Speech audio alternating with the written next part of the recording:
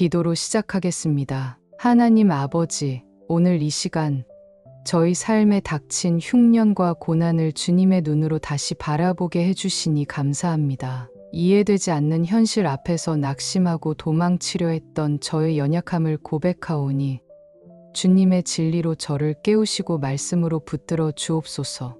엘리멜렉의 선택처럼 도피가 아닌 다윗의 고백처럼 주님께 피하는 믿음을 배우게 하시고 지렁이 같은 나를 향해 여전히 손매미시는 주님의 긍휼 앞에 겸손히 엎드리게 하소서. 이 시간을 통해 하나님의 섭리와 사랑을 더 깊이 알아가게 하시고 고통 속에서도 일하시는 하나님을 믿는 담대한 믿음을 회복하게 하소서. 우리 주 예수 그리스도의 이름으로 기도드립니다. 아멘. 우리는 종종 묻습니다. 하나님, 왜 제 인생에 이런 흉년이 왔습니까? 왜 지금입니까?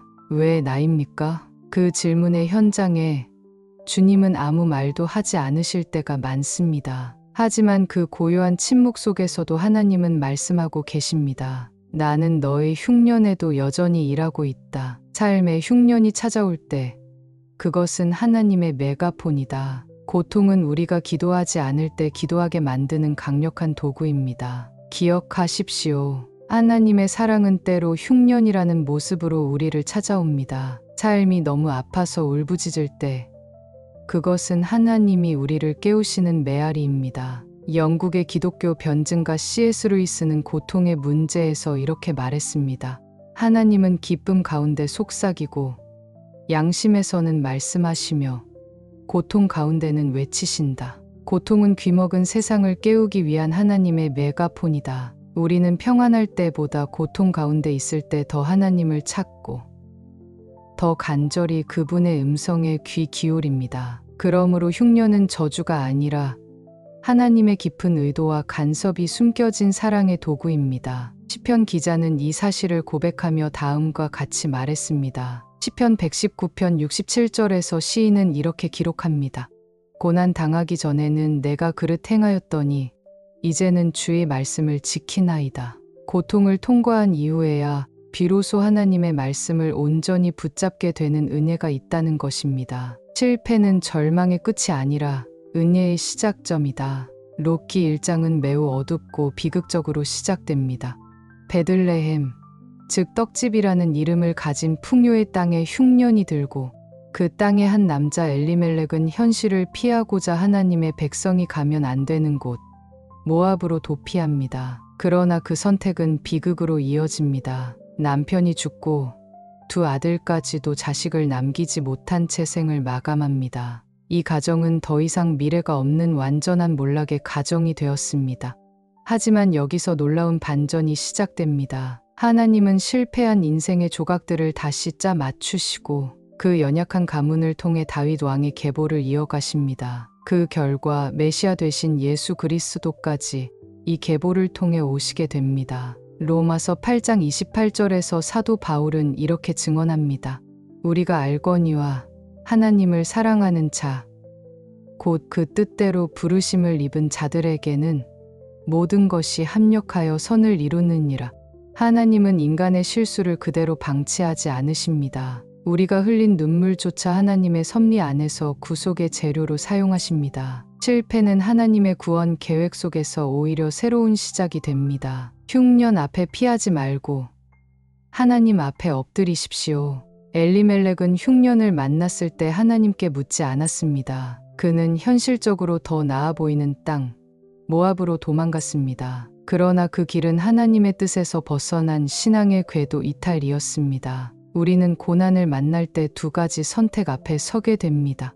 하나는 하나님께 나아가 기도하는 길이고 다른 하나는 세상의 논리대로 움직이며 도망가는 길입니다. 다윗은 생명의 위협을 받을 때 고난을 피하는 대신 하나님께로 피했습니다. 시편 11편 1절에서 다윗은 이렇게 고백합니다. 내가 여호와께 피하였거늘 너희가 내 영혼에게 새같이 내 산으로 도망하라 함은 어찌함인가.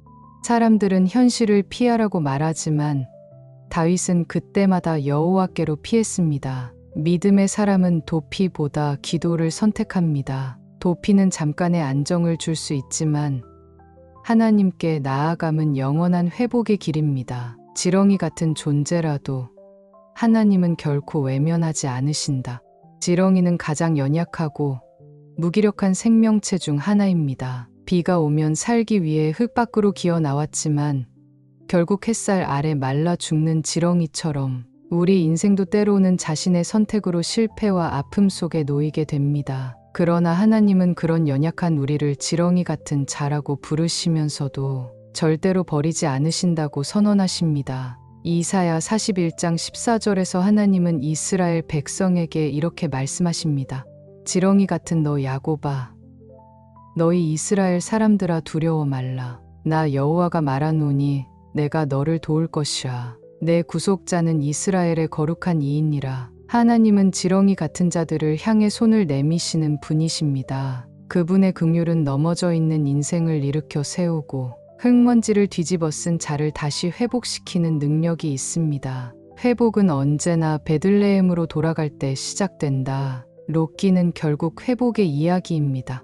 비극으로 시작되었지만 은혜로 마무리됩니다. 그리고 그 회복의 시작점은 단 하나, 베들레헴으로 돌아가는 선택에서 시작됩니다. 나오미와 룻이 베들레헴으로 돌아갔을 때 하나님은 그 여인들에게 보아스라는 회복의 통로를 예비해 두셨습니다. 그 보아스를 통해 오벳이 태어났고 오벳을 통해 이세, 이세를 통해 다윗, 그리고 그 후손을 통해 예수 그리스도가 이 땅에 오셨습니다. 사무엘상 16장 13절은 이렇게 기록합니다.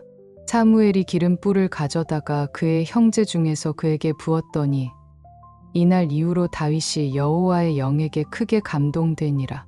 하나님은 실패한 자를 통해 왕을 세우십니다. 그리고 그 왕을 통해 구속사를 이어가십니다. 이것이 바로 베들레헴으로 돌아온 자에게 허락하신 하나님의 놀라운 반전입니다. 흉년은 끝이 아닙니다. 되돌아가면 은혜는 시작됩니다. 당신의 삶에도 흉년이 찾아왔습니까? 그 흉년이 당신의 인생을 파괴했다고 느껴지십니까? 그렇다면 이제는 도망가지 마십시오. 모압이 아니라 베들레헴으로 돌아가십시오. 하나님의 약속과 언약이 있는 곳, 말씀이 있는 곳, 회개와 회복의 자리가 그곳입니다. 그때 하나님은 지렁이처럼 바닥에 엎드린 당신을 들어올리실 것입니다. 그분의 은혜는 넘어짐을 회복으로, 실패를 구속의 도구로, 흉년을 풍년의 시작으로 바꾸십니다. 하나님은 지금도 흉년 속에서 일하고 계십니다. 기도하며 마무리하겠습니다. 사랑의 하나님,